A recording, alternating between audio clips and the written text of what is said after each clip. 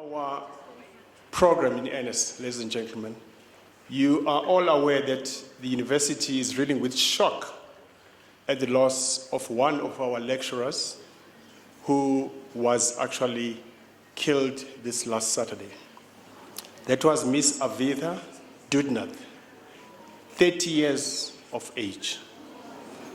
She was a law lecturer at this university where she lectured policing law. She was also a gender activist and legal researcher for Helen Suzman Foundation, those of you who would know her. Apparently, she was found dead inside her car that was near what we call Johannesburg Zoo Lake in Parktown on Saturday. Apparently in what was attempted hijacking.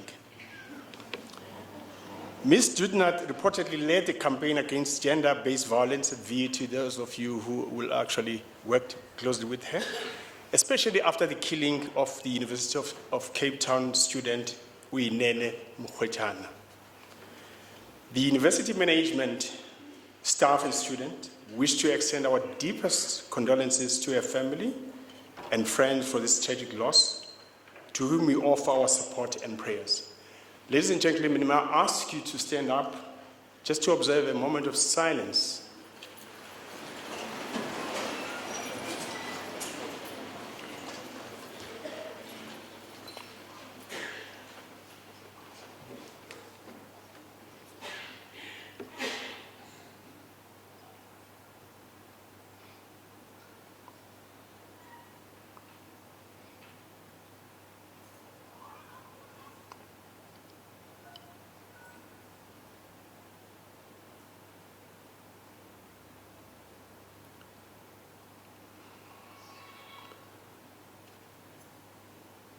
May her soul rest in peace. Thank you, ladies and gentlemen.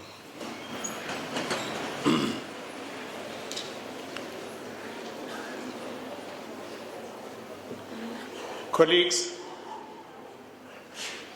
I would like to formally acknowledge the following people on stage, which is our MENCOM that you see on stage. The VUT administrator, Professor Aaron van Rensbeck, which is here on my immediate right-hand side. Mr. Neo Masulubela, who's the Executive Director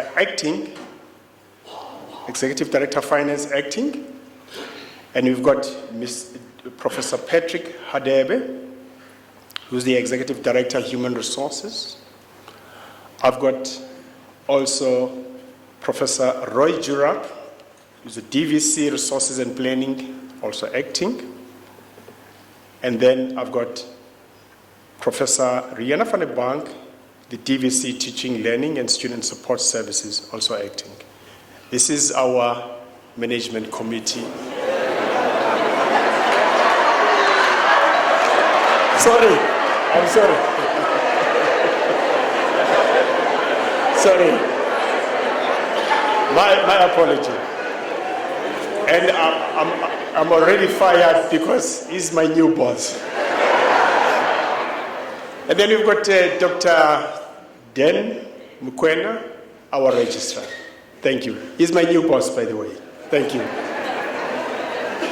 Colleagues, give you a big round of applause. Colleague, I would like also to acknowledge some of the important stakeholders here in this room, the executive deans of the faculties. Professor Raymond Mabuza is present with us here. Professor Maurice Ndege from the Faculty of Engineering and Technology. Dr. Lazarus Maleho, Faculty of Human Sciences, he's the acting dean there, as well as Professor Aubrey Mokwena, also acting dean in the Faculty of Management Sciences. Also amongst us, we've got members of the Senior Management Forum present, the VUT Senior Management present, the university's support staff, the academic and administrative heads of department present, as well as associate professors present. Ladies and gentlemen, I welcome you. As I have actually mentioned in the beginning, we've got a very short space of time to actually try and make sure that we run this program as effectively as possible. Without wasting time, I would like to introduce Professor Aaron Rensbeck, who is the VUT administrator. I will read his CV, impressive CV. And when my colleagues gave this CV to me, they said, Mr. Kumoni, please just take what is very important. But when I looked at it, everything was important. I said, look, I'll just in any way just go through it. Professor Rensbeck has accumulated over 30 years of thought leadership, change management, as well as executive leadership management experience. This includes 12 years in the role of university principal and vice chancellor, you'll recall UJ, 5 years in the role of public broadcasting, chief executive, and 7 years in the role of senior public service executive. He has a proven track record in visioning, strategic planning, development and execution, organizational design and policy development and analysis. His experience in building, inspiring, and driving teams to perform and achieve extraordinary results, notably in measures, is widely acknowledged. He has extensive and proven conflict management and relationship building skills. Prof. Rensbeck has widely acknowledged human resource and identity brand development experience and skills, and has extensive government, education, business, and civil society strategic networks, and equally extensive international networks. He is a widely sought after global keynote speaker at leadership conferences, colloquium, and summits. Professor Rensbeck is a chairperson of the South African UNESCO National Commission, also administrator of Vaal University of Technology, and chairperson of the Ministerial Committee on the Review of Science, Technology, Innovation Institutional System. He is the advisor to the principal and visiting professor at King's College London, honorary professor at Nelson Mandela University, and chairperson of the International Advisory Panel for the Pontifical Universidad de Chile. He was the Vice Chancellor of the University of Johannesburg from 2006 to 2017, prior to which he was a Chief Executive of Strategic Services at the South African Broadcasting Corporation, a Deputy Director General of South Africa's Department of Education, and Executive General Secretary of South Africa's Anti-Apartheid Movement, the National Education Crisis Committee. Prof. Rensbeck was a commissioner of South Africa's National Planning Commission that developed the country's first National Development Plan 2030, where he chaired the Working Group on Social Protection and Human Capabilities, together with South Africa's Deputy Minister of Basic Education. Prof. Rensbeck is a core chairperson of Education Dialogue South Africa that brings together civil society, labor, and educational experts in dialogue about contemporary legislative policy and practice concerned in school education. He serves as a chairperson of the Higher Education Ministerial Committee on the Provision of Student Housing in South Africa, a member of Higher Education Ministerial Committee on Review and Funding of South African Universities, an advisor to the South African Human Rights Commission on Transformation in South African Universities. He also served as executive committee member of Universitas 21, the world's leading network of 25 research-intensive universities. He's also a chairperson of South African Universities Vice Chancellors Association, chairperson of the South African Universities Vice Chancellors Association, councillor of the Association of Commonwealth Universities, and governor of the Commonwealth of Learning. Prof. Rensbeck was honored with an honorary fellow of King's College in 2019 and received the degree LLD honoris causa from the University of the West Indies in 2017. He holds the Doctor of Philosophy degree in International Comparative Education at Stanford University, USA, where he completed his dissertation with a distinction titled Collective Identity and Public Policy, From Resistance to Reconstruction in South Africa, 1986 to 1995. He holds a master's degree in political and organizational sociology, also from Stanford University, USA, and the Bachelor of Pharmacy degree from Rhodes University, South Africa. In 2004, he completed, with distinction, the Global Executive Development Program at the Graduate Institute of Business Science, that is GIBS in Pretoria, with distinction titled Unleashing Peak Performance and Resilience in Times of Great Challenge, How True Leaders Make Difference. Prof. Rensbeck received the following awards: University of Southern Carolina President's Medal for Outstanding Global Service to Higher Education Scholarship in 2014, Le Matinal Africa India Leadership Award for Outstanding Contribution to Leadership in Education in Africa, 2011, Metropolitan Eastern Cape, South Africa Award for Leadership in Education in 2006, Human Science Research Council Social Movement Research Fellowship in 1995, Ford Foundation Research Grant 1995, W.K. Kellogg Foundation International Fellowship in 1992 to 1996, Meg Sharp and Dome Pharmaceutical Scholarship in 1979 to 81, Berkshire Gibbard Bursary in 1978, and Rhodes University Entrance Bursary in 1978. Ladies and gentlemen, I introduce to you Professor Aaron Rensbeck. Please come on stage.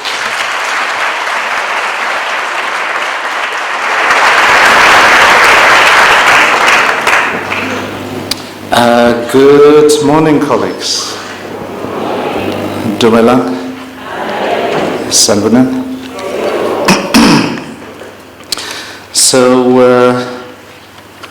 So our Director of Ceremonies has just used 10 valuable minutes that we could have used for good conversation. The upside with this is that this won't be repeated again, at least while I'm here at VUT, so it's out of the way. So I begin by saying that it's a very special privilege and honor to be with you here this morning, together with the Management Committee and with other colleagues in the senior leadership of the university. And so I begin by acknowledging the leaders from our organized labor formations, Nteo and Nahau. I guess I'm going to be asked, why did I say Nteo first and Nahau second?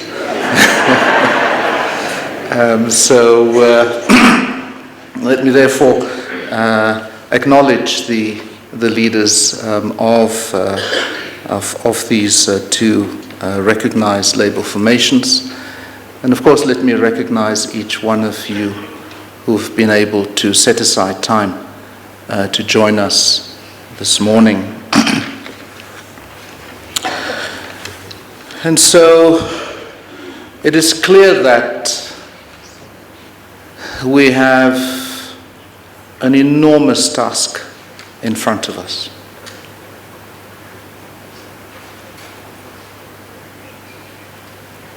It is clear that our institution, which has been twice under administration in the last decade, and if you cast your gaze further, thrice, 3 times in the last 2 decades, then it means that there is something fundamentally wrong.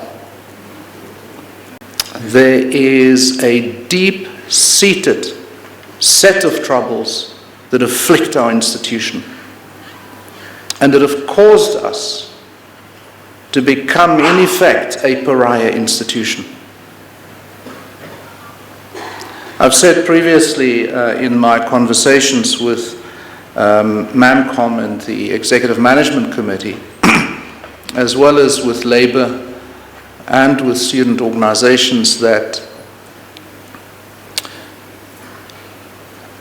it is simply not okay to be the conversation point from Stockfells and Shebeens and Bryce through to local government council meetings, provincial executive meetings, through to the cabinet meetings for the wrong reasons.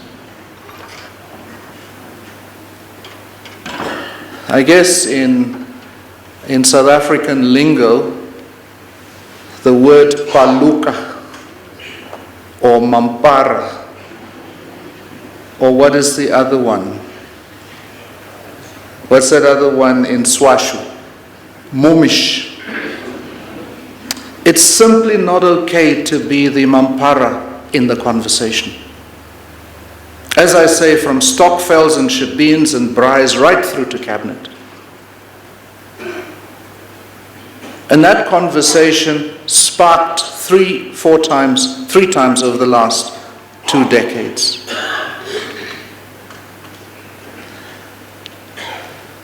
And so I have shared the metaphor of a ship on the rocks that is taking water.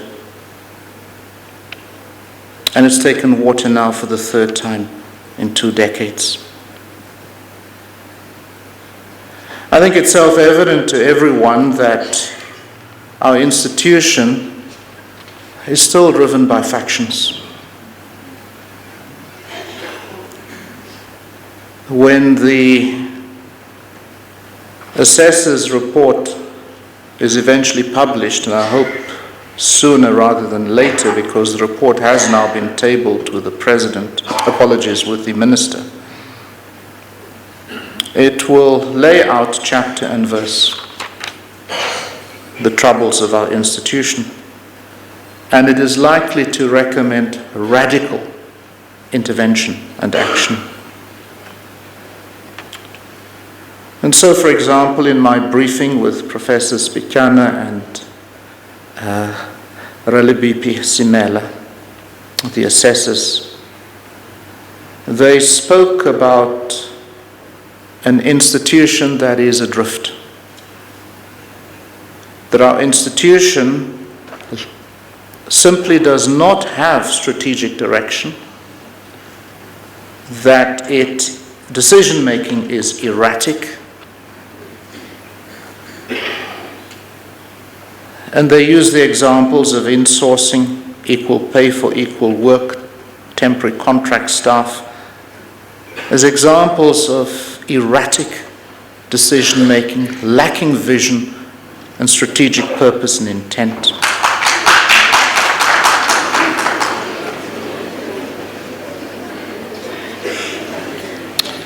They speak of recruitment policies as another sample or example of this erratic decision-making. People are brought in informally, and then, of course, they have the expectation to become permanent. They highlight that several positions are not on the organogram, but positions are filled. They speak of a culture of women who are appointed on sexual favors. They speak of an academic enterprise where leadership and management is absent, student success rates in decline, again the absence of cohesiveness of a plan. And they speak of mission drift away from science, engineering, and technology. They speak of our institution being an institution of last resort.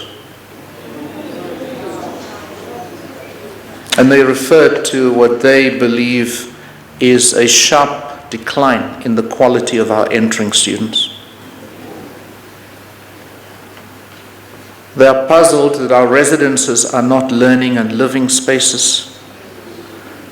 They're concerned that technology in use is virtually non-existent.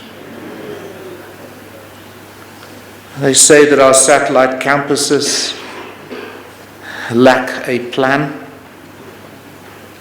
and a vision. And so they speak about institutional coherence being missing in action. They also highlight the concern that we need to address of student attributes and of graduate attributes. And so that's just a sample, just to give you a feel, give us a feel as to what are some of the things that will be put out, our dirty laundry that will be put out in the public domain. And so we are an institution that's driven by factions, one that lacks accountability, one that strategy is absent in, one in which functional governance has failed. You just have to look at procurement. I mean, how is it possible for us to have a situation where we are seeking to fix failures in student town by way of example? Spend 37 million or whatever that amount is. And what are we trying to do? We're trying to fix old galvanized pipes that had eroded, corroded, and water's flushing in to the bathrooms and onto the floors of the various parts of the student town. We then bring in an external supplier to come and fix those galvanized pipes. A couple of weeks later, students are back and the flooding continues. All that's happened is that the service provider has just plastered over, not fixed the pipes. We've paid the bills. So what does that tell us? That is an example of functional governance failure, catastrophic functional governance failure. Part of this functional governance failure that we have to confront is this thing called upward delegation, where decision making is deferred upwards. So an executive director does not take responsibility, simply defers upward. Let the decision be made by others. On top of that, we had, until recently at least, two management structures with overlapping and confused roles. ManCom and EMC. Not sure which one is decision making. And so we've cleaned that up by way of example. One of the consequences of functional governance failure has been that we find ourselves in a financial crisis. Just to illustrate now, strategic governance failure, separate from functional governance failure. This is where council fails, the governing body. So management goes to council and says, here is our proposal for a salary adjustment for 2019-2020. Council says, I call, we don't have money. 0% salary adjustment. What do you call that?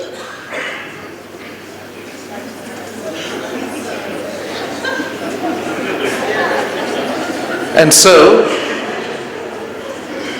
the unions protest and causes chaos in the institution, and then management buckles, right? and agrees to 7.5. So where does that 7.5 come from?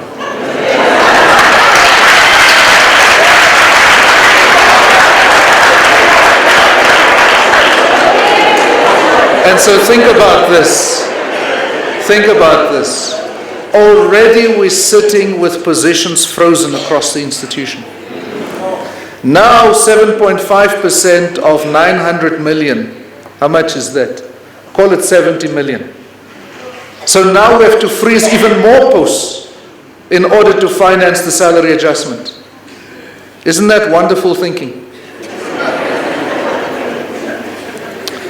And so we're in a financial crisis as a consequence of that and many other missteps that have been made in the institution.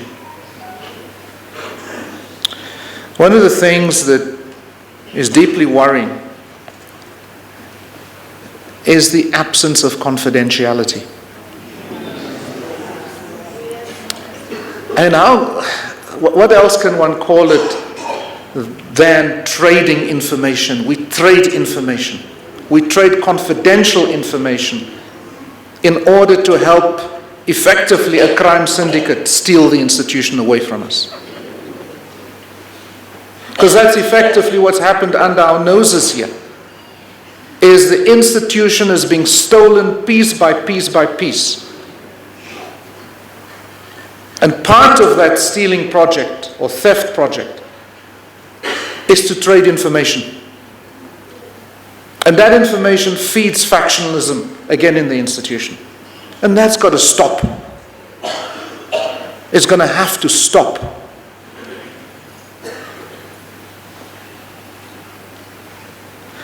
As a consequence, many parts of the institution is paralyzed, or are paralyzed. Management, many parts of management paralyzed. And so in an emergency, it's going to require emergency mode.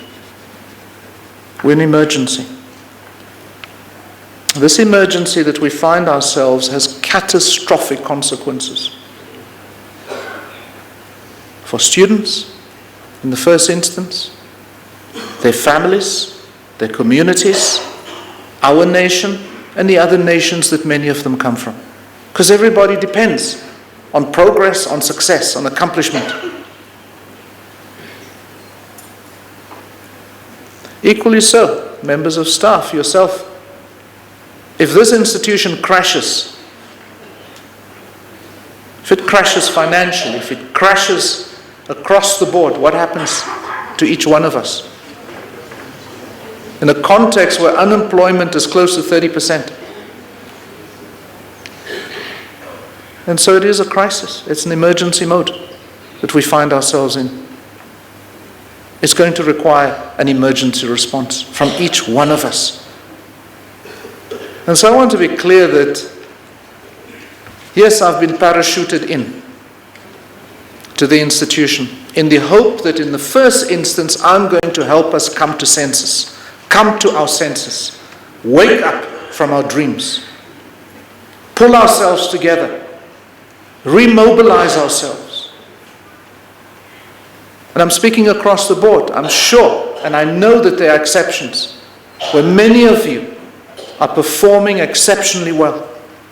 But if we look at the institution as a collective, we've got trouble. Big trouble.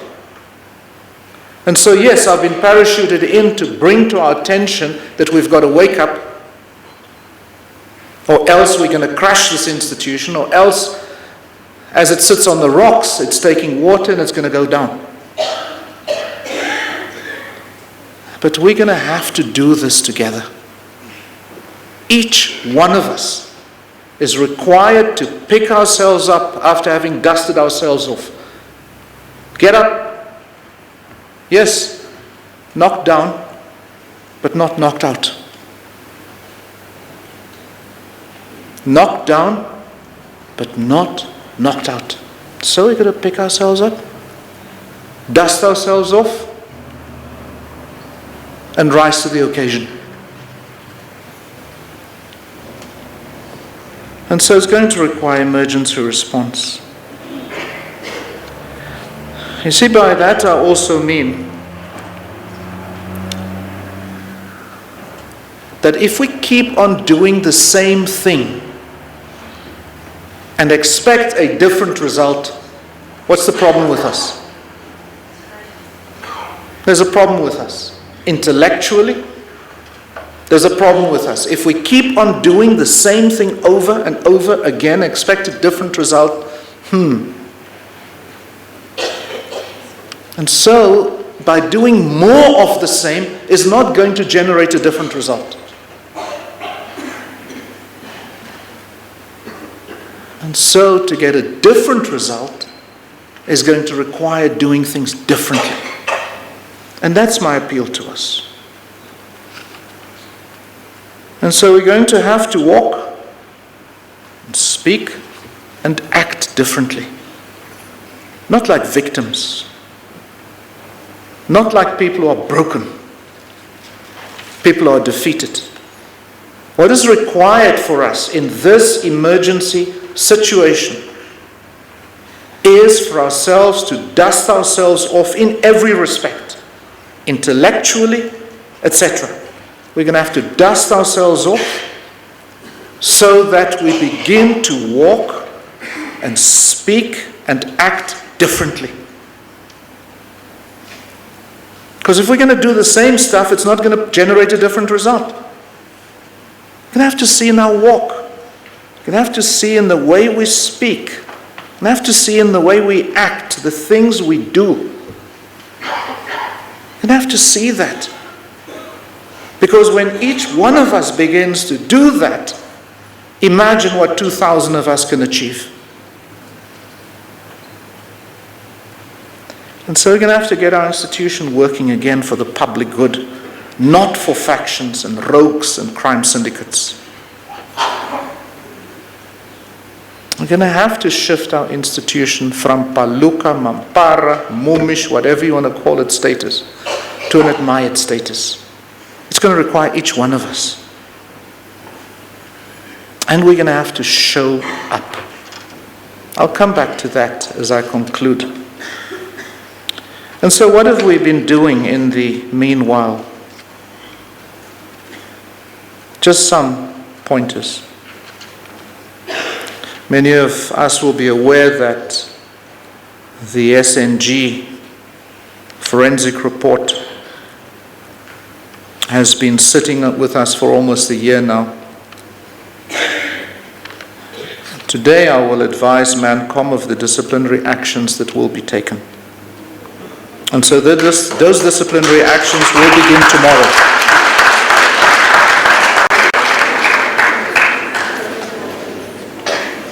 In respect of vacant positions in senior management, there are some priorities that we've set for ourselves. We said we must fill the Deputy Vice-Chancellor positions, and we're determined to begin to fill them one at a time, eventually all of them before the end of November.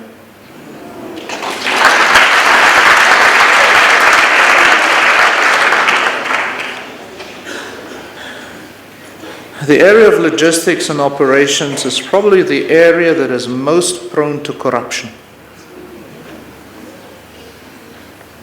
And so we have made an appointment of a new executive director for that portfolio. We hope that this person will accept our offer and will commence very soon to take up that job.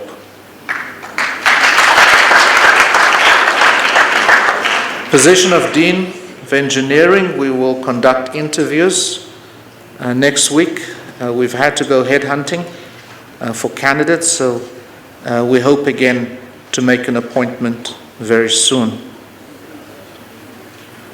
CFO position, we have advertised for that position.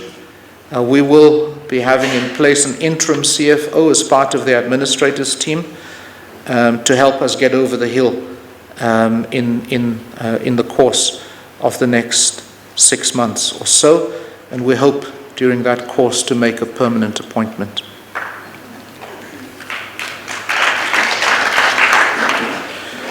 Two other critical posts that we are don't want to say desperate, that we're keen to fill in the next few weeks as well, couple of weeks, is Director Student Housing and Director Student Life and Governance. These are critical positions, and we will shortlist candidates tomorrow, and we will interview candidates in the next week or so, and we hope to make appointments to those positions as well.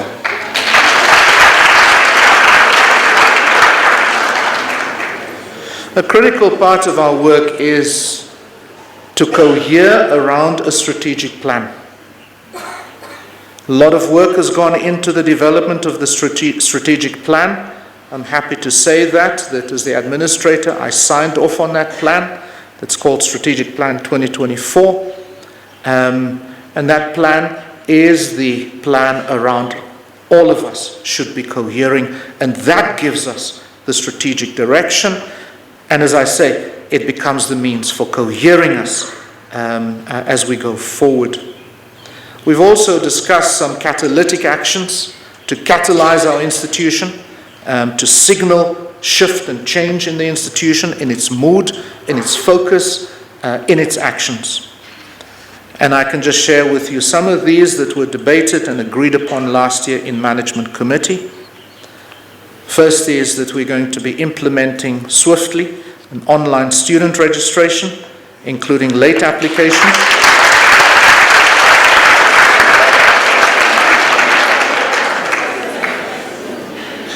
Second, we are going to give immediate attention to securing our exams and record-keeping processes.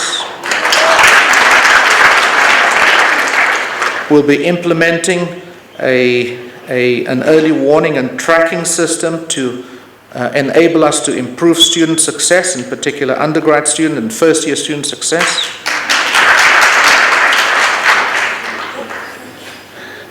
Student safety, staff safety, and student residence rehabilitation. That is a fourth and critical focal point for us. We're not going to repeat the mess that we made in the last 12 months. That I'm very clear about. That all of us are very clear about. We're going to commence immediately with the refurbishment of Meropa, and that will become our means for decanting or for moving students from student town in there, so that we can accelerate fixing student town. We're also giving attention to Kolomani and to Putlanong residences. So those are our priority residences to fix, and to fix quickly, certainly by the end of June of next year. I'll come back to the issue of staff and student safety and security in a moment. We're also, fifthly, are giving attention to building our research niches and centers of excellence in the institution, and we will soon be going through a process with clear criteria on how we're going to build build upon our existing strengths and grow these into national and continental and global areas of strength of our institution. Next, we will review, not next, but simultaneously, we are reviewing our vacant positions in line with the review of our organizational structure. Now that we've approved the organizational strategy, we will now align our organizational structure, and that's going to be our means then for unfreezing critical posts based upon that realignment process. We will implement performance management in the institution.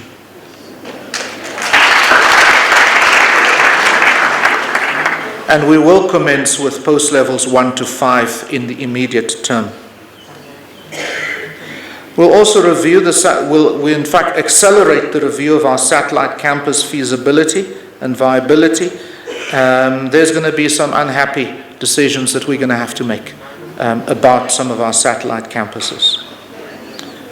It seems to me that we're going to have to cohere the institution going forward around Vanderbijl campus, Vanderbijl Park campus, around our campus in Sebokeng, and potentially around a new site in Ekurhuleni. That's where we're going to have to cohere the institution into the next two and 3 decades. We're going to have to accelerate next our campus-wide hi-fi. I call them deliberately high-speed internet access. Not just internet access, but high-speed internet access. That's going to have to be accelerated.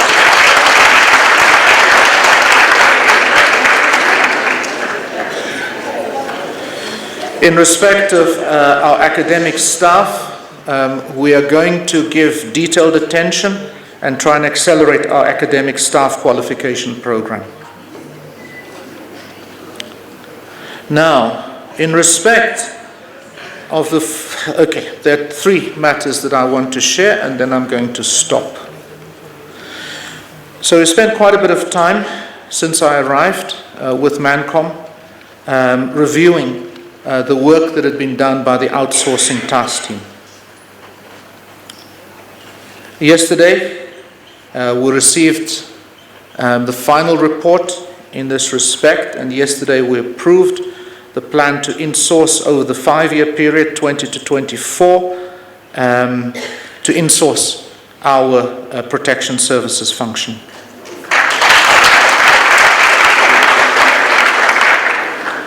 It's going to be a 5-year period. I think next year we begin with insourcing 87, or at least in the immediate term we will begin the process of insourcing the first group, and that would be the, if you like, the core component, the senior members of the team, the higher grade of protection service officers. And we expect that come February next year, you will begin to see that group of 87 wearing new uniforms, reflecting them as VUT staff.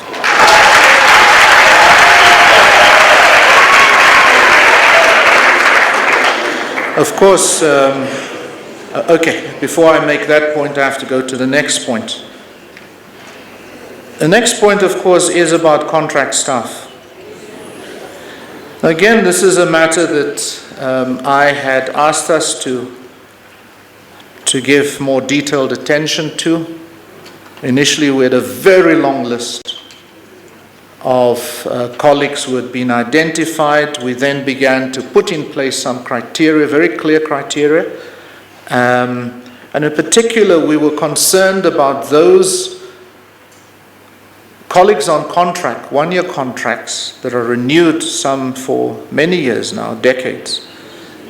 We were concerned about those colleagues who are those in particular who earn less than the benchmark set in terms of the basic conditions of service legislation.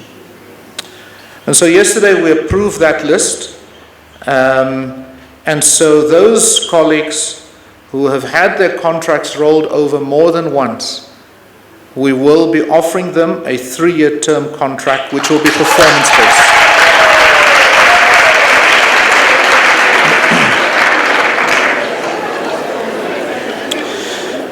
And so that obviously will also apply to the in-source protection services staff, where they have worked for the university for more than a year. They will also be offered a performance-based 3-year term contract. A key part of improving our protection services in the institution, or improving our safety in the institution of staff and of students, key part of that work is going to focus on biometric access control.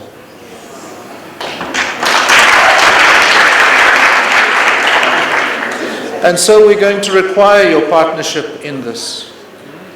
We're going to require your partnership in this. I remember when we did this work when I was at University of Johannesburg, we had a storm in a teacup.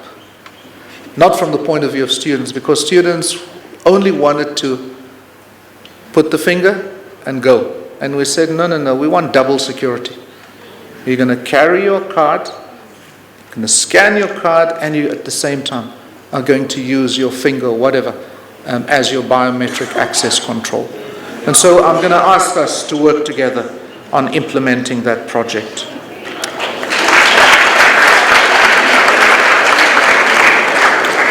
And so finally, Finally, one of the areas that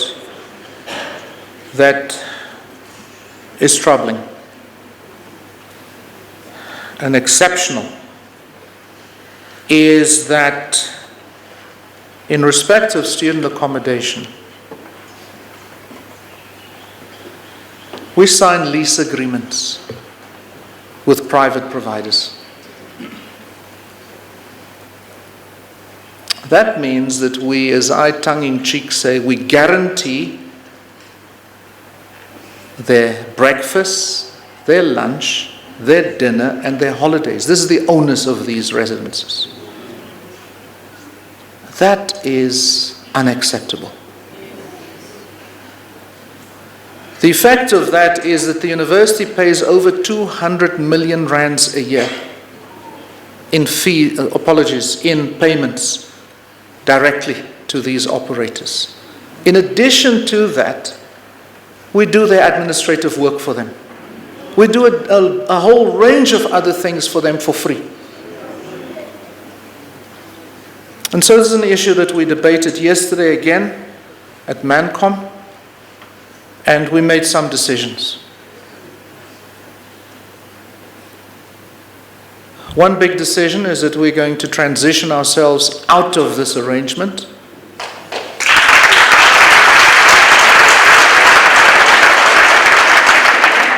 We're going to transition ourselves out of this arrangement beginning end of next year. And we're going to move to an accreditation system. What that means is that the owners are going to have to collect come 2021 and 2022. They're going to have to collect their and raise their income from the students directly.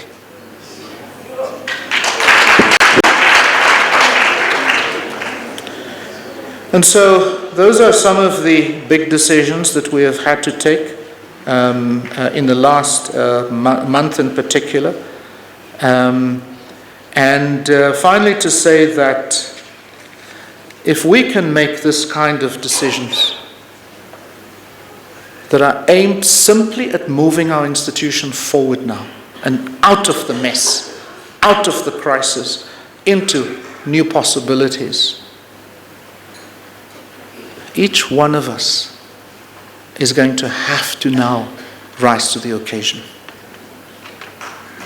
Each one of us is going to have to rise to the occasion, from management, senior, to middle management, to supervisory, to each one of us in the organization, in the institution. And so all I want to say as I close off is, for those of us who have not done so yet, it is time to show up. This is a sport metaphor that I like to use. We're South Africans in the main, but I think all Africans, we love sport. And we get taken out when we watch that, Buccaneers, defeat Chiefs.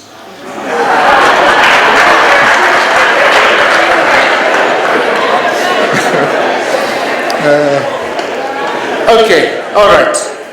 Okay, whoever, right? Cape Town City, being defeated by Sundowns by way of example, right? We always we are transported from where we are, our oppression, political, economic, social, our oppression as women, yeah, our sense of being devalued. We are transported out of that moment. We call it, I guess, escapism. We're transported as we watch that game or that match. And we become personally involved in it. It's life and death. I mean, imagine this big game coming on Sunday, at midday on Sunday, our time. The Springboks against Mabokoboko against Japan. Yeah? That's going to be a hell of a game, right? I think we're all a little bit worried. If you're not a little bit worried about Japan, then I think you have to begin to rethink. The way they managed Ireland and Scotland was simply amazing. And those of you who love rugby and watch it, you could see they were fantastic at the breakdown.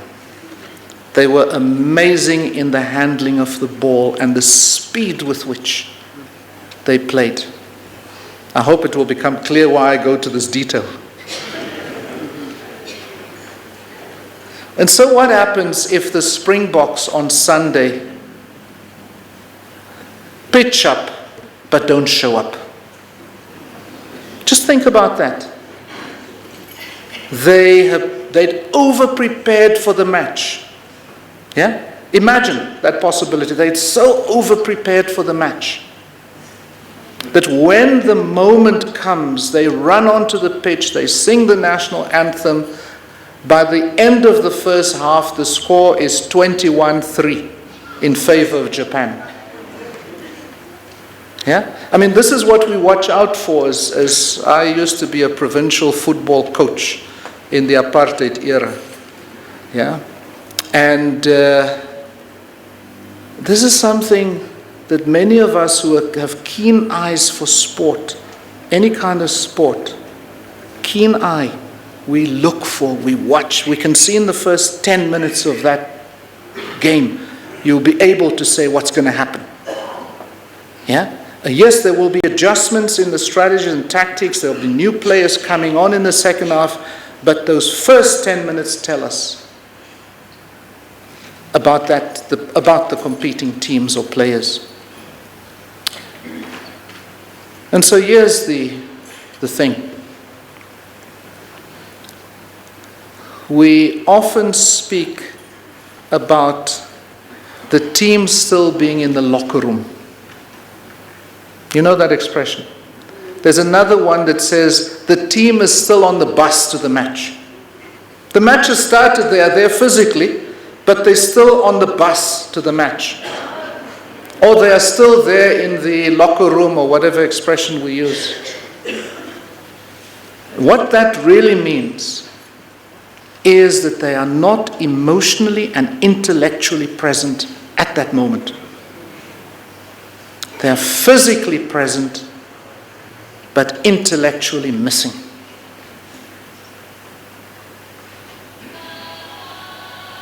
And that is what faces us now.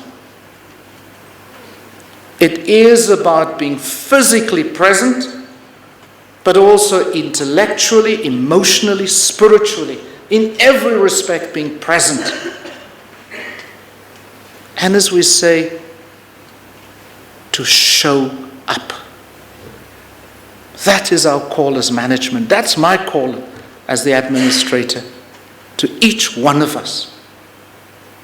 Please, that Friday, Monday, regularly off.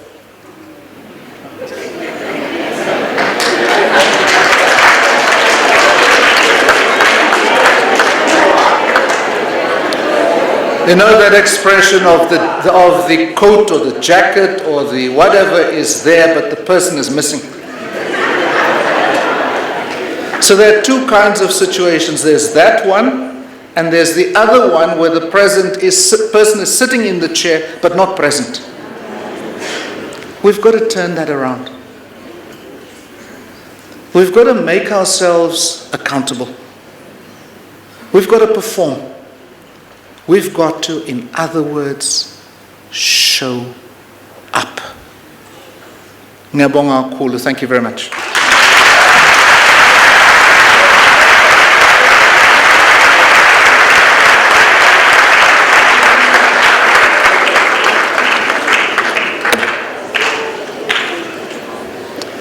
Thank you very much, Prof. Rensbank. Thank you very much for those outlining. Ladies and gentlemen, I'm sure you have been probably watching the big screens here. There is an email that has been given to us to actually to give it to you so that people who've got suggestions can actually throw those suggestions in that email. What is going to happen, ladies and gentlemen, the MENCOM, under the leadership of Prof. Rensbeck, will actually issue a communique to all VUT community regarding the responses of what is happening, what we're saying here, what the MENCOM will be achieving as we move forward. So this newsletter will try by all means that we issue it twice a month, so that you are also kept informed of the progress that the MENCOM is actually achieving as they move towards setting the what called the institution back on track, as Prof. Rensbeck has said. We have also decided that those colleagues of us who don't have access to emails, we have actually designed suggestion boxes that will be put in strategic areas. I'm sure it shows up there, the library, project and services, the A blocks, residences, where you can actually throw your suggestions or your input regarding the issues on administration as well as on academic issues. What will happen, I'll be working together with my team, especially the Director of Strategic Management, to actually sift through these what we call questions and inputs, categorize them, and present it to management for their response. This will happen immediately once we receive the what we call your inputs or suggestions. The other thing, colleagues, that I would like to mention here is that we have also set aside for this session the questions and answer sessions, which is currently going to happen. But I will actually want to structure this in this format so that, because I'm mindful of the time as well as the fact that management still has got other engagements besides this. Here among us, we've got Nehau as well as Ntewu. Those are the two recognized unions. I will expect probably, I'll give them the opportunity to, each of them to give us probably 2 questions or suggestions or inputs. Thereafter, I will move to academic staff. Academic staff, same thing. 2 questions that either one of them will be on administration or on academic issues. It could be inputs or what have you, but we will be noting those inputs. As we are talking now, this is recorded. We're going to actually access this, what we call recording, to actually make sure that we have those questions or inputs taken care of so that they reach the destination that has been intended for that of the MENCOM to address. And then we are going to have also questions from the support staff, also 2 questions. And then, as I said, ladies and gentlemen, if you have got other questions, because we cannot take all questions at once, please just throw that on the email. You don't have to put your name or what. Just say whatever you want to say. We'll actually make sure that we do that. All right. Shall we now give this opportunity to Nehau? Please don't ask me why. They are roaming mics around. My colleagues will be actually helping you to actually take those questions. Prof. Iron Rensbeck uzonqoba qina. Colleagues, good morning. Prof, we welcome you at VUT as Nehau. senior management team, you've got a gigantic work that is facing you. Let me first acknowledge the presentation that has been given to us. It speaks volume. It touches on the issues that we have been rhetoric about. This is what NEHAU was standing for. And it has taken the administrator a month to take decision in this regard.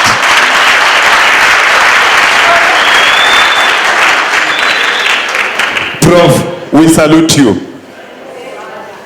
We feel and we wish that your management team must follow you as an example. I strongly feel with this leadership collective that the 2 years that we have been given, it will simply not be enough for you to conclude this task that is facing you. The reason I'm saying that, it is something to take home, that what will happen post that 2 years.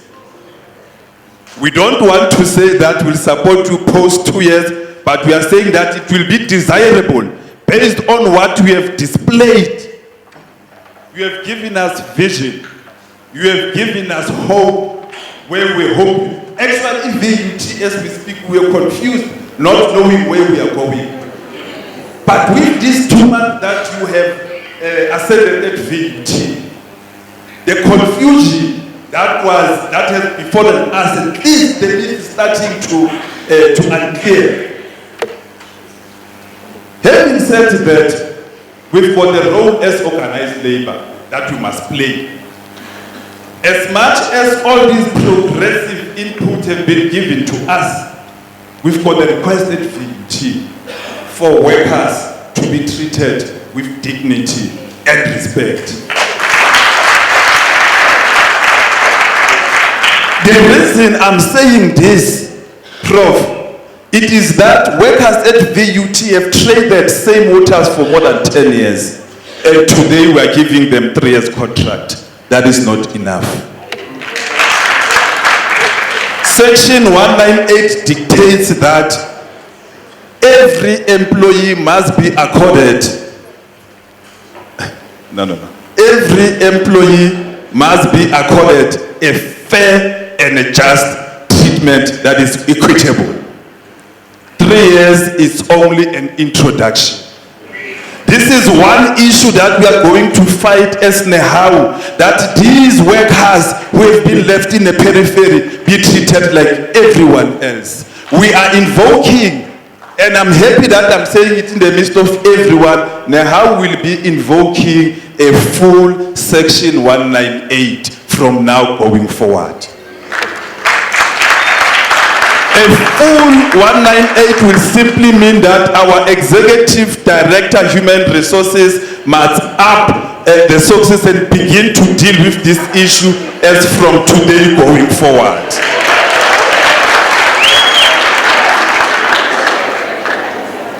Colleagues, I'm intimidated.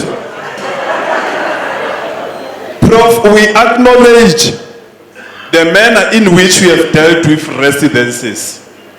We have been saying as NEHAU that we are losing more than 200 million in residences alone. The economy that was supposed to be circulated amongst VUT inhabitants so to better the conditions of the working class. It has taken you only a month to identify that there was a malaise in residences, and we have acted upon it. We salute you. That 240 million is going to save this VUT community. I have heard you in your deliberation. You have indicated that there are vacant positions that must be filled urgently. And we have specifically noted level 1 to level 5. VUT is not run by level 1 to level 5. Level 1 to level 5 cannot be a priority. We are calling upon a simultaneous fair treatment, just equitable treatment that encompasses everyone. I'm raising this for a reason, because the downtrodden have been neglected, but we have been prioritizing positions there. And I'm happy that you are saying there was no leadership at VUT because the upward delegation was the order of the day. Take your senior management to account. We'll support them as in a how. I thank you.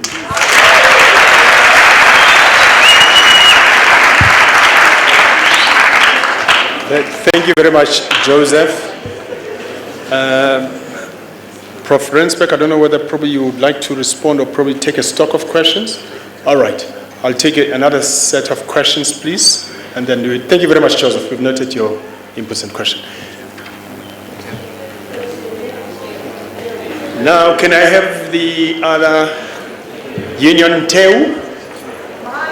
Please just say, introduce yourself, who you are, because we are recording so that we know who spoke.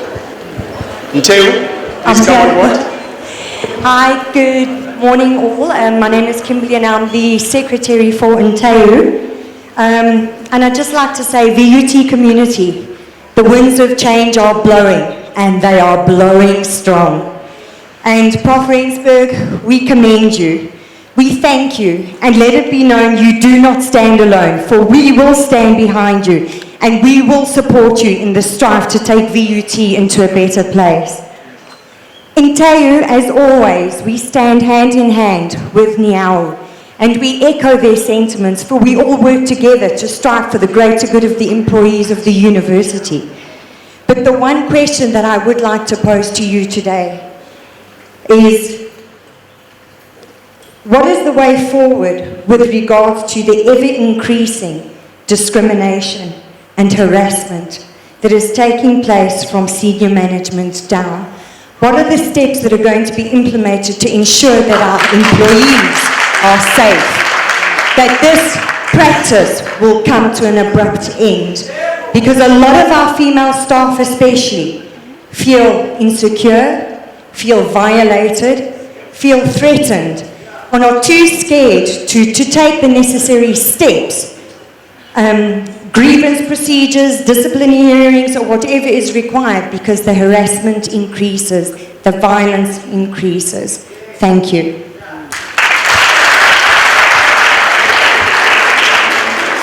Thank you very much, Kimberly, for that. Can I give Prof. Rensbeck a chance to respond, please? Thank you.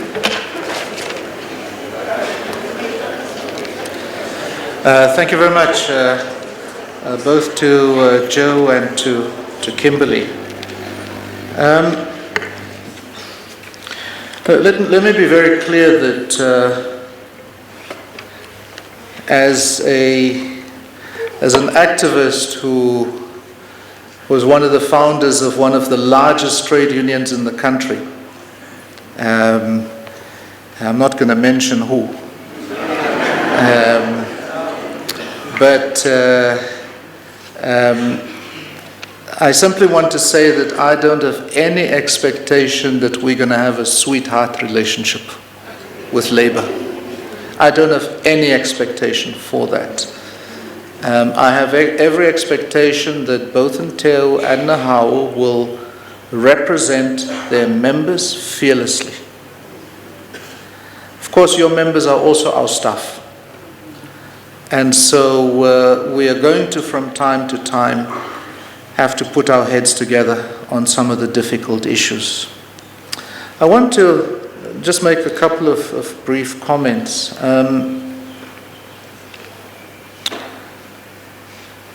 In respect of Joe's comments about Section 198,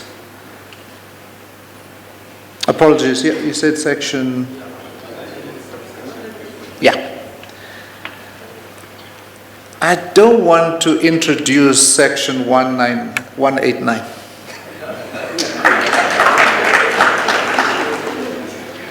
By that, I simply want to say that we need to be cautious an institution that is on the rocks and taking water, that is financially destitute, if you push the organization beyond the 3-year contracts to a range of other things, and I won't go into those, there's grave risk that that poses to the rest of staff in the institution. And so members of staff who have been permanently employed for years and who look forward to completing their labor, intellectual and otherwise, in the institution may not be able to do so. And hence there is, unfortunately, also Section 189, which does mean that if the institution finds itself in the deep end or at the deep end financially, because it is pushed now to the next stage. The first stage, you know this thing about the camel in the tent. Yeah, push the nose first in, then push the head in of the camel into the tent. The next thing you wake up, the whole camel is in the tent. I mean, as Mancom, we are aware of those tactics and strategies equally, right? And so we're already anticipating what could happen next. And so all I want to say is, for those of us who are not familiar with these various sections, Section 189 effectively gives the management of an institution the possibility of shutting down parts of the operations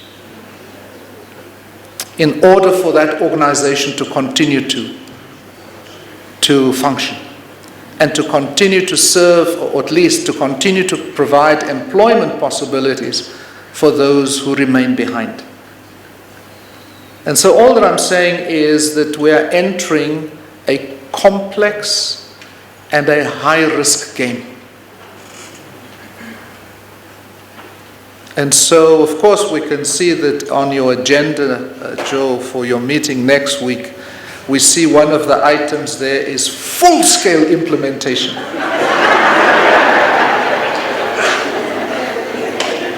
So all that I'm saying is, please, there is a health warning.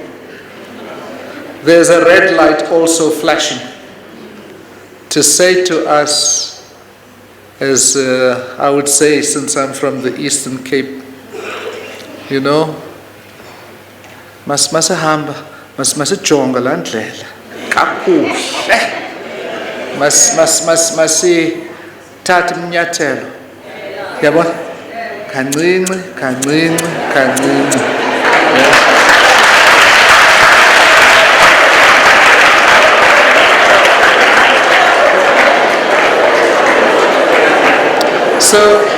So just one quick one on the issue, or two quick, so the other 2 points were about residences. Just quickly to note, just for clarification, that this 200 million plus, that money comes from NSFAS, and we act as an agent, not for ourselves, but we act as an agent for these private owners, or owners of private accommodation. And so I think what I'm hearing, or what I've been hearing you say, is that it would be a great day when we do have student accommodation of our own. Now, of course, I think we must be pragmatic and realistic and recognize that in order for us to put in place accommodation will cost us on average 250,000 rands a new bed. So to put 1,000 new beds in will cost us 250 million. To put 2,000 beds in will cost us 500 million. The total number of beds, I don't know if Busi is here, the total number of beds is about, private providers, about 7,000? Just under 7? 6.4. Okay, let's work on 6,000 for argument's sake. So what would that be? 6,000. What did I say? 2,000 is 500. 6,000 is 1.5 billion. So for us to wipe out those private providers will cost us close to 1.5 billion in today's money. Right? And so I think all that I'm trying to do is to say, let's just be pragmatic, given our resources. Obviously, we have the government department that is regularly making new investments in residential accommodation, and we have to put our case every time. We need another 1,000, can you give us another 1,000? As you're aware at the moment, we are deeply engaged with one of these operators to try and buy 2,000 beds, or thereabouts, 1,866 beds. You can see my code language. Yeah? So we're trying, given the money that the state gave us, and an additional loan that we would have to take out, we are able to bring in 1,866 beds, but we are not prepared to pay an exorbitant amount. We are seeking to pay in the region of 200 to 220,000 a bed. Yeah. So we hope. Yesterday in Mancom, our acting CFO was convinced that we're going to get this deal. I'm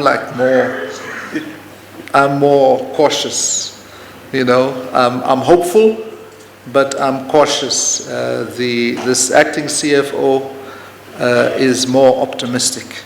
And so if we can pull that one off, right, that would be a big deal for us.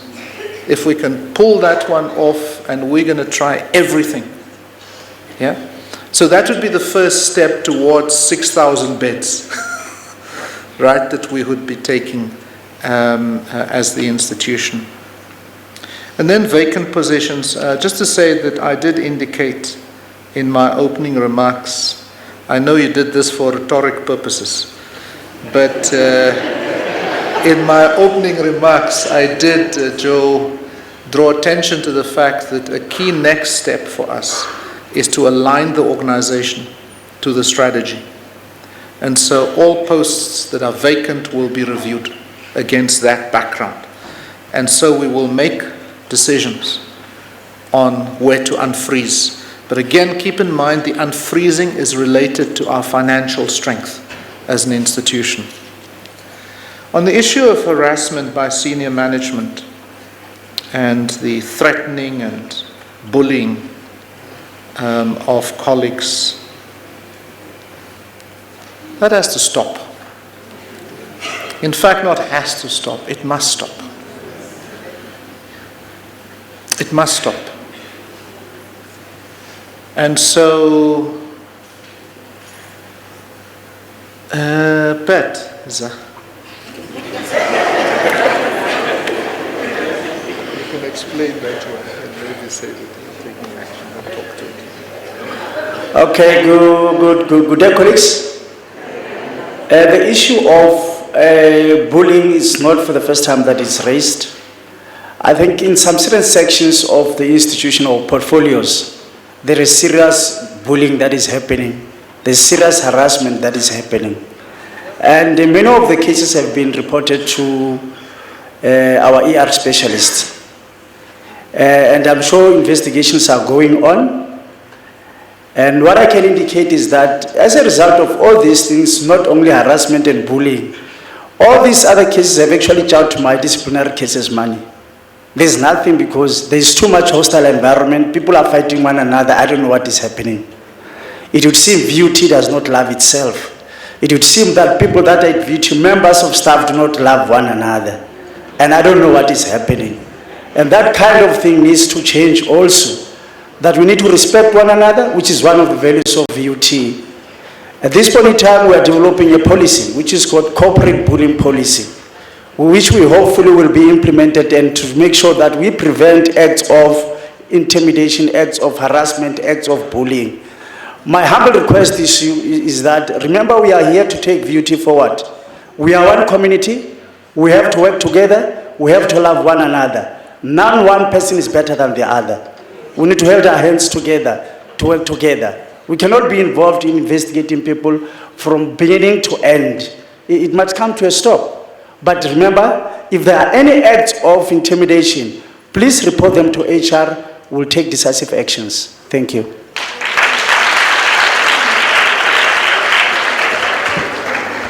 Thank you very much, Prof. Hadebe. Colleagues, can I take the two sets of questions now from the academic staff as well as the support staff? Can I start with academic staff members, please? If there are any questions? Oh, I'm not an academic staff, but let me shoot. Thank you.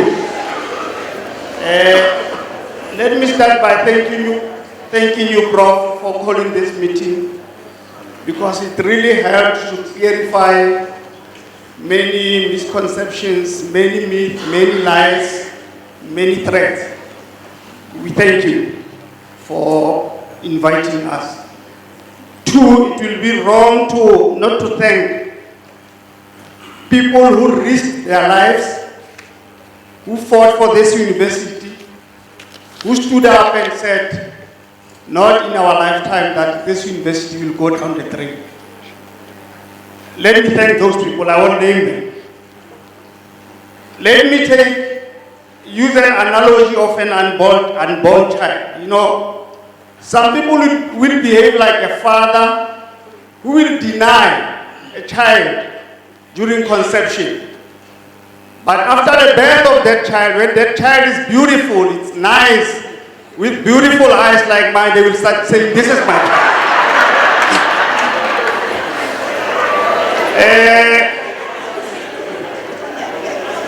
I applaud those people who fought, despite some people who were believing that we were taking a right direction. Thank you to those people. Thank you for saving us. Prof, mine, it is a humble request that you involve us. After the report, we are looking forward for that report. And please, let's head raw. Invite us again, maybe just for a round to come and engage and try to assist with solutions. Because we often think that solutions reside somewhere up there with people with nice titles, doctors and professors. And we tend to ignore people around here. Answers are here because they are implementers. It is a humble request. Engage us, solutions are here. Because others were ignored because they were not part of a particular faction. So please, it's my humble request and thank you. Know from today, we all love you, even those who are against us. Thank you.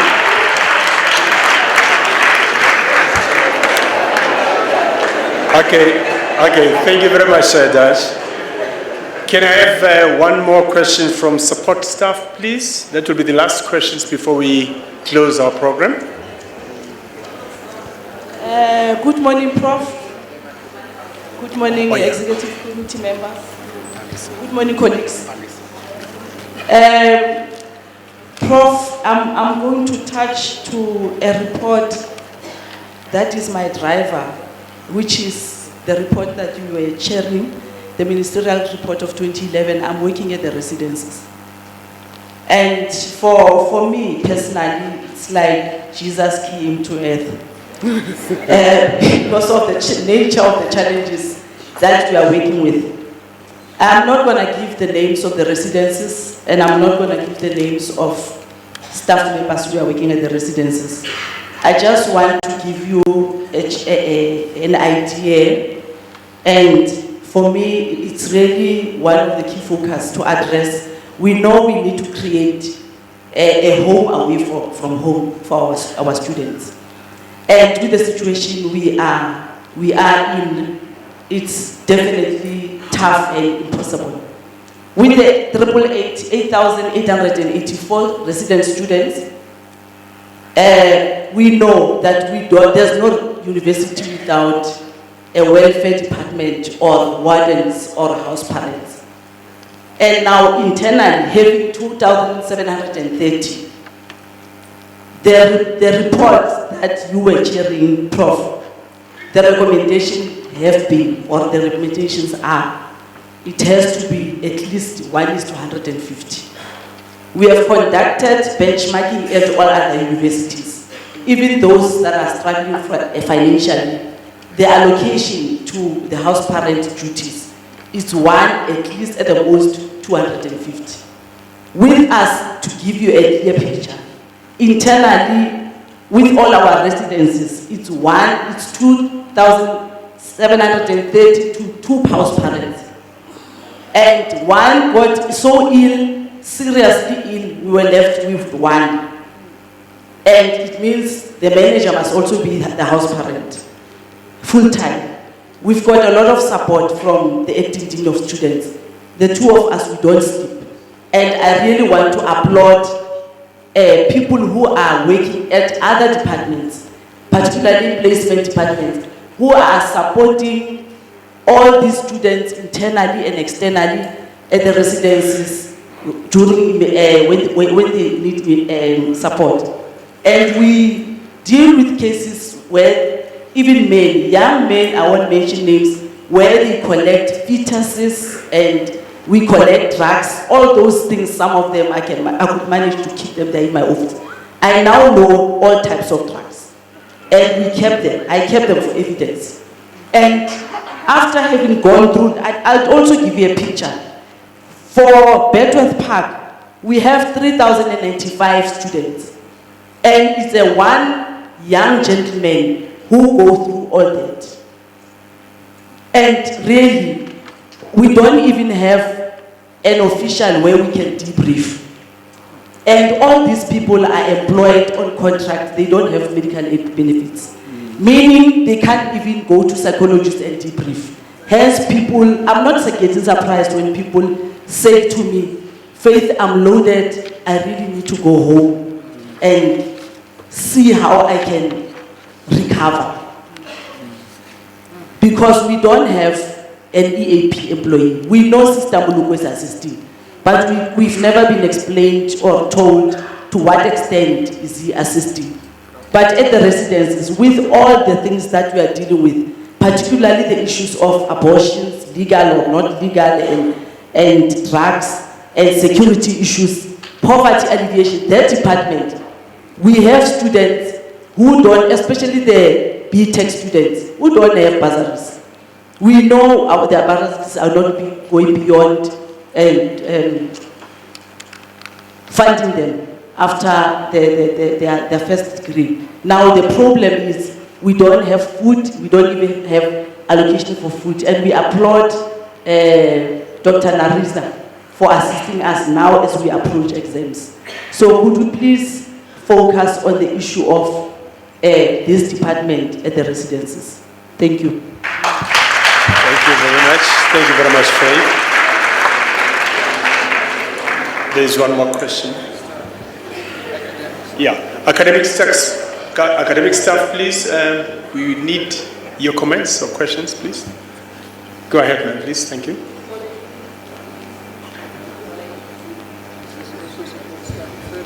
Good morning. Thank you, Prof. Rensberg. At least I got this opportunity because I'm in advocacy. I'm standing here for first year students. I'm Hazel Mchonchi. I'm the first year coordinator. And we have an enrollment of 5,600 first year students. And I'm the only one who runs the show around VUT in terms of the programs and making sure that things are running for first year students. And first year students are actually very important in this academic institution because they are actually coming in and then we're looking at them and supporting them until the throughput rate. My plea, because it's the first time that I get a platform when management is around in terms of support for first year students. We have programs, we even have parents' meetings. I've started a new thing of inviting parents so that management can actually address our parents, regarding their students. Parents come as far as Venda, Limpopo, they come Mpumalanga, Cape, KwaZulu-Natal. But you'll be disappointed that you'll only find one MENCO member in that parents' meeting. And I do extend an invite. And also for practical examples that we have as students support. I call out even to the lecturers I speak to lecturers. I walk. People who know me, I'm all over. I even go to. I've not been to Prof. Rensbeck's office, but probably I will visit him because I believe I want to go there so that my story is told and they understand where I come from. Because when I write an email is either he will read it or he might not read it, but he would not understand the passion that I have for first year students, and they're suffering. I hear she's talking about residences, but I'm talking about, everybody's talking about caring for personnel and all that, but nobody has a student voice. Who is taking care of our students? I'm posing also this question to lecturers here. Our students are suffering. We have lecturers who are not coming to class, and then tutors must take over.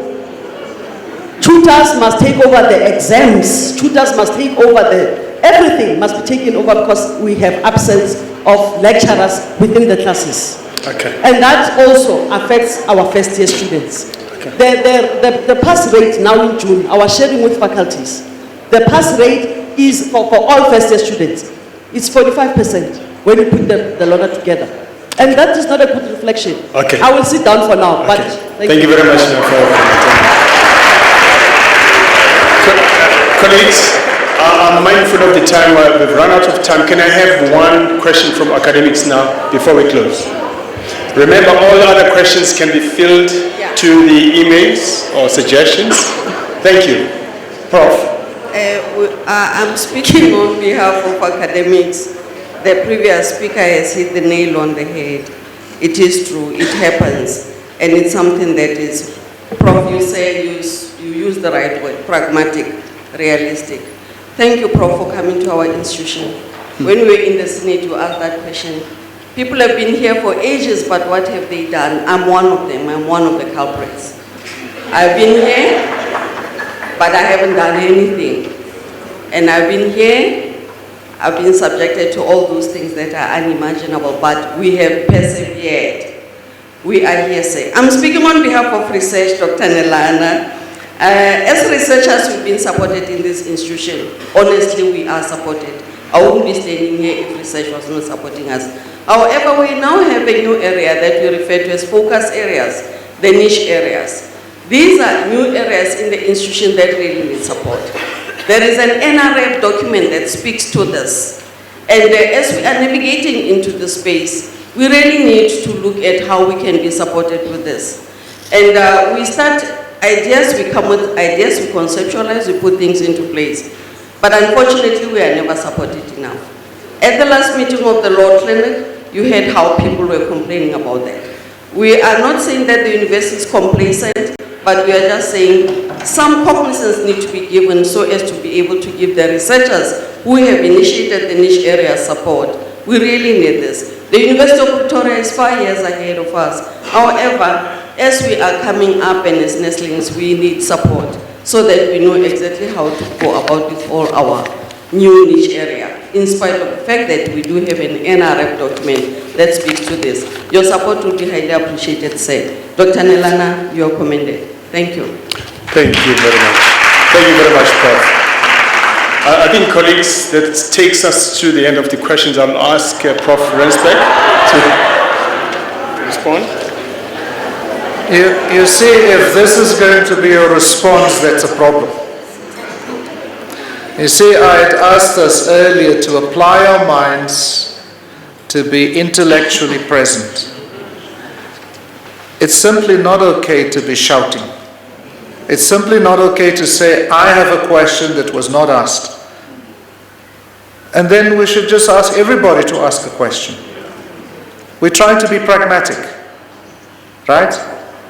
So can we please just lower our temperatures? Those of us who feel that we've not been heard. Yeah? Instead, what we have asked you is to share with us your concerns.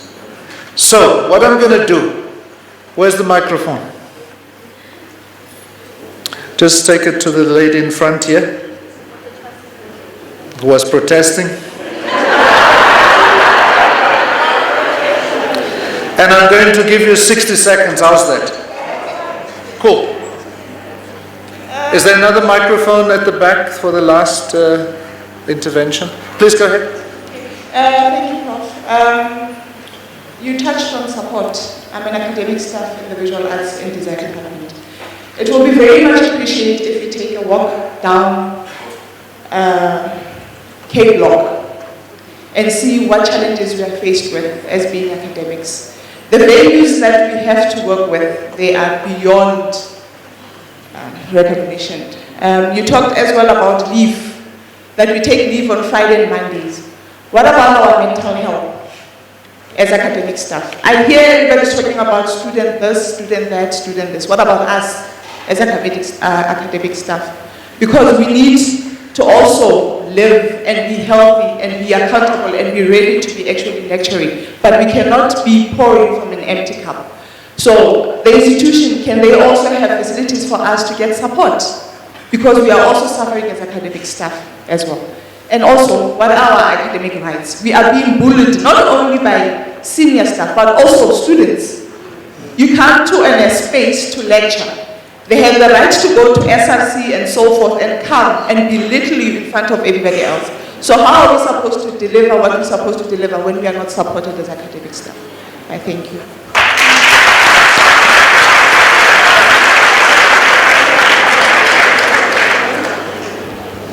Thank you, Prof, and you are welcome. I'm an academic, I'm Mr. Nkosi, but I'm speaking on behalf of the contract staff, who are the most discriminated against people here at VUT. Over the years, as Prof has rightly pointed out, that people have been having one-year contracts without benefits. It's a right step that at least we're going towards 3 years. Now the question is, are these 3 years accompanied by benefits? Thank you.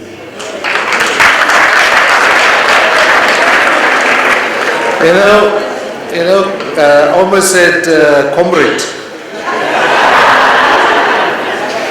You see, I spoke about this earlier. I thought that you listened carefully. And my message, as I pinned, I'll repeat it. If there is no water at the well, yeah? If there is no water at the well, what happens next? Figure that out. And so what we are seeking to do is now being thrown in our faces. I mean, that's how we feel as management. What you are saying to us is this step that we have taken is a useless step and we must go and change our decision. Yeah? Because that's how we feel sitting up here. Now you're asking us for benefits. I thought I answered that question by saying that Nahau, Ujo and them are threatening us with section blah blah blah. I am saying when the well has run dry, then we also have to look at another section to begin to cut back stuff. I'm being blunt. Because we have to face the facts on the ground, as one Irish poet would have said. We've got to face the facts on the ground. What are those facts? Those facts are that we have to take little steps at a time in order to redress your situation.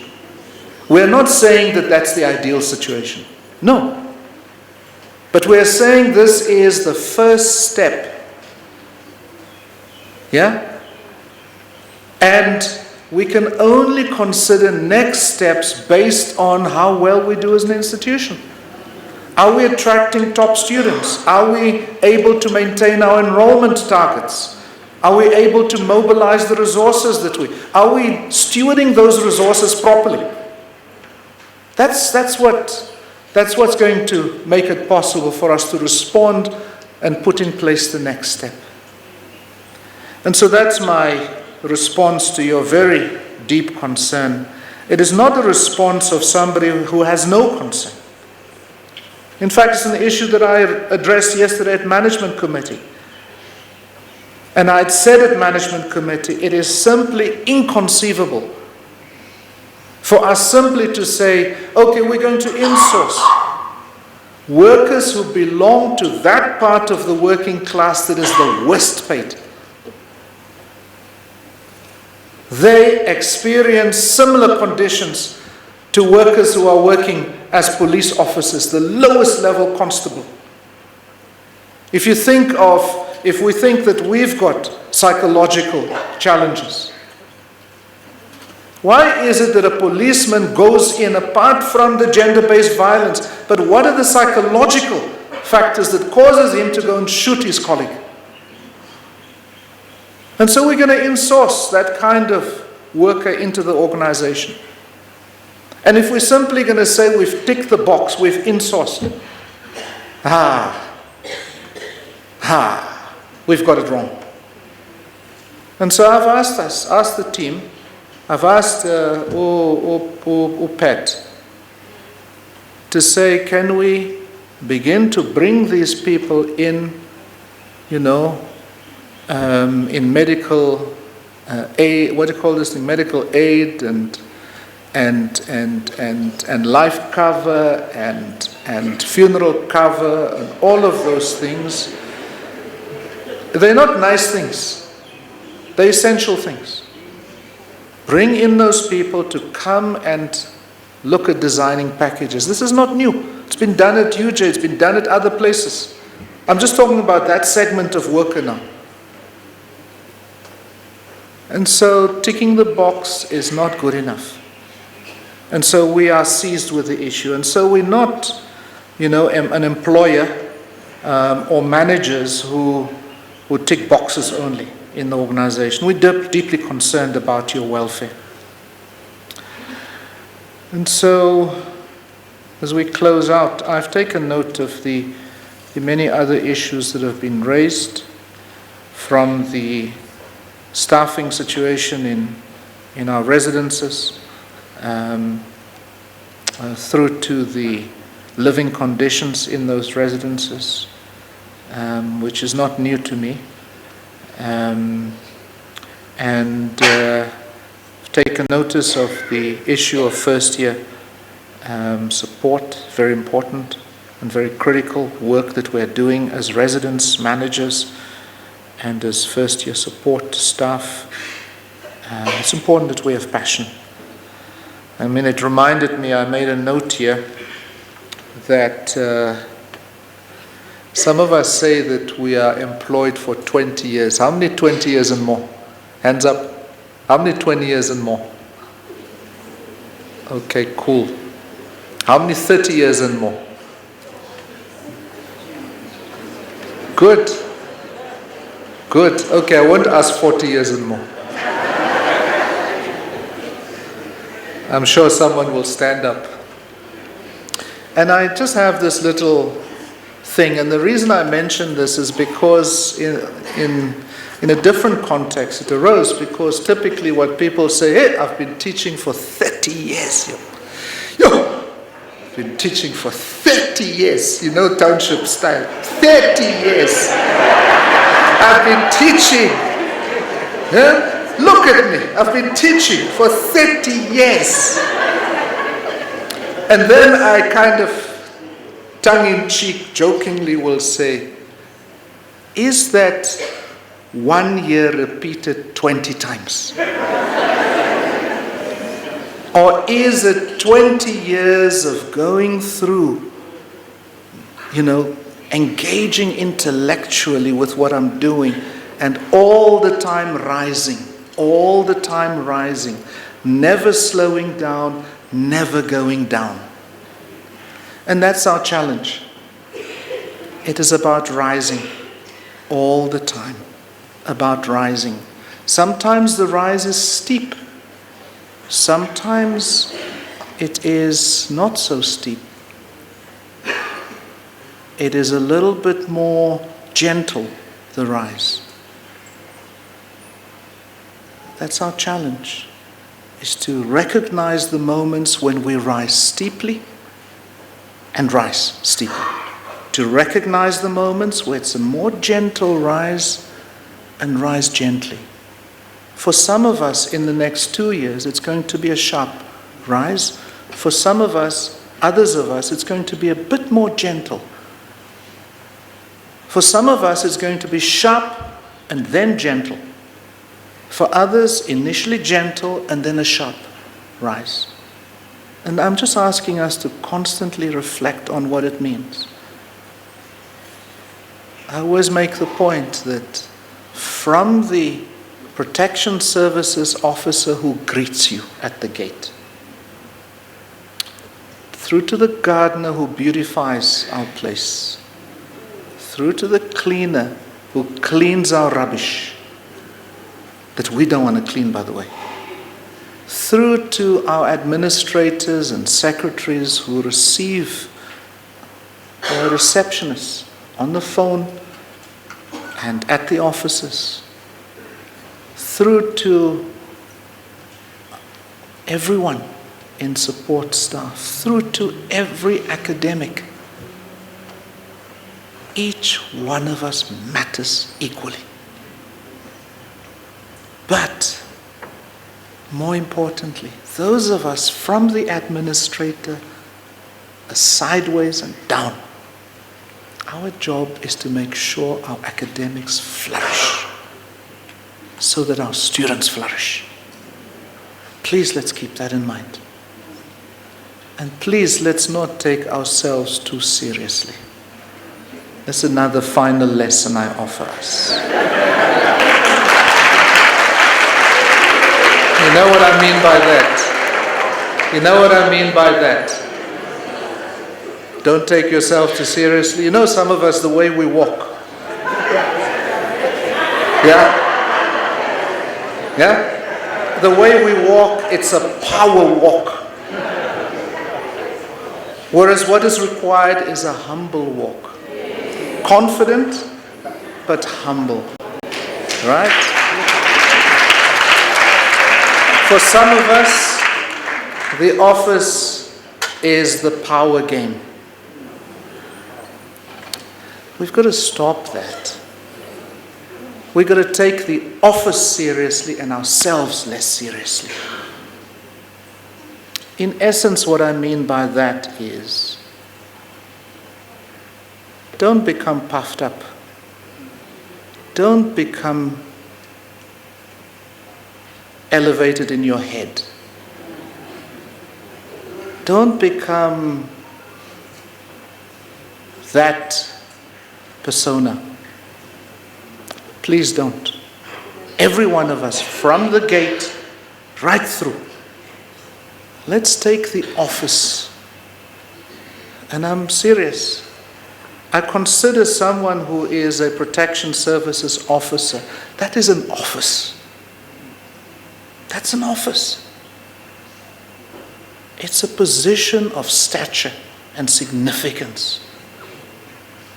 The gardener is an office, it's a position of stature and significance, more so because this is a university. I'm not saying Department of Home Affairs is less, but this is the university. This is Vaal University of Technology. And so each one of us carries stature, carries responsibility, is accountable, and does the very best that we can be, inclusive of the administrator. And so this bullying nonsense must stop. Because that's part of this drama.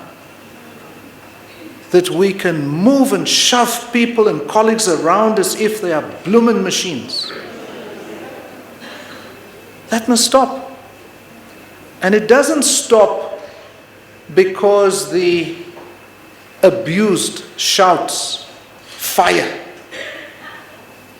It doesn't stop because the one who is abused shouts trouble. It starts when the one who's abused says, stop this nonsense. It will not happen again. And it's when the rest of us who see it happen say, stop this nonsense, not in my name. That's when it stops. So yes, there are policies and there are disciplinary proceedings that we must go through and appoint investigator after investigator. But it's not going to stop until all of us say it stops and we stop looking the other way. It's the same with gender-based violence. It stops when the abuse says it stops now. And when those of us who have watched it rise up and say, I've seen it and it's going to stop. And we're going to out you. And so I'm not calling for vigilantism in the institution, please. I'm simply calling for you to recognize the power that sits in each one of you, each one of us. Each one of us, as that saying goes, is powerful beyond imagination. So please, seize your power. And please show up. Have a great day. Thank you very much.